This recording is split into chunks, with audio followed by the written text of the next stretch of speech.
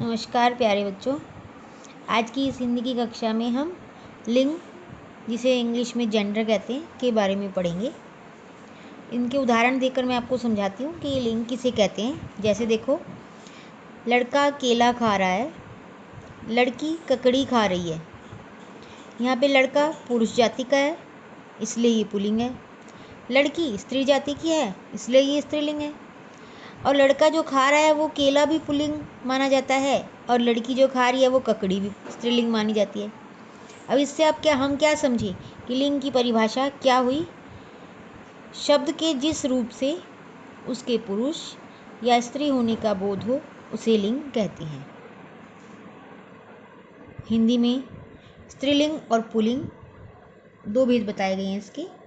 Pulling की परिभाषा समझें तो ये कह सकते हैं हम, जिन शब्दों का प्रयोग पुरुष के रूप में होता है उन्हें पुल्लिंग कहते हैं।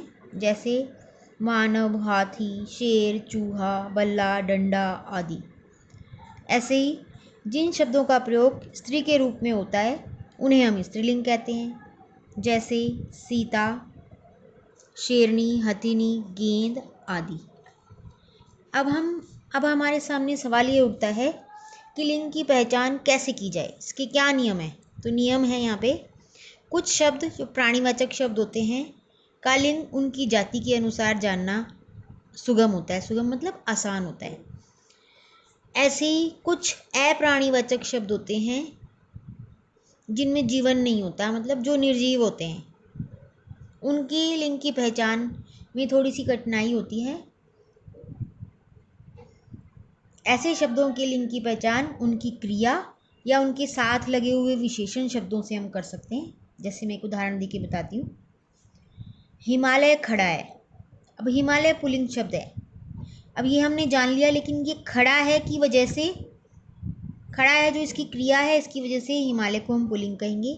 ऐसे ही नदी बहती है, ये बहती है जो इसकी क्रिया है, इसलिए वो नदी स्त्रीलिंग है। ऐसे ही अब इस पाठ को हम आगे बढ़ाएं तो हम ये समझना चाहेंगे इसमें कि नित्य पुल्लिंग, नित्य मतलब हमेशा पुल्लिंग जो रहते हैं वो शब्द कौन से हैं। कुछ प्राणी पुरुष रूप में जाने जाते हैं, जैसे हमेशा पुरुष पुल्लिंग रूप में, जैसे मच्छर, उल्लू, कछुआ, भालू, खरगोश आदि।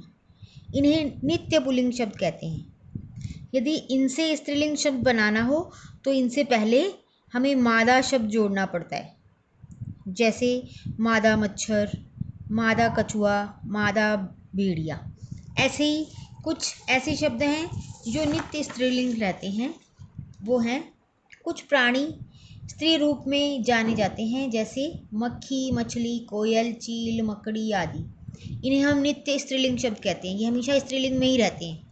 लेकिन इनसे भी अगर पुल्लिंग शब्द बनाना हो तो हमें क्या करना पड़ता है, इन शब्दों से पहले नर शब्द लगाया जाता है, जिससे ये पुल्लिंग बन जाएं। इनके उदाहरण है जैसे नर मक्खी, नर मछली, नर कोयल आदि। आज की कक्षा में हमने लिंग का ये पाठ पढ़ा।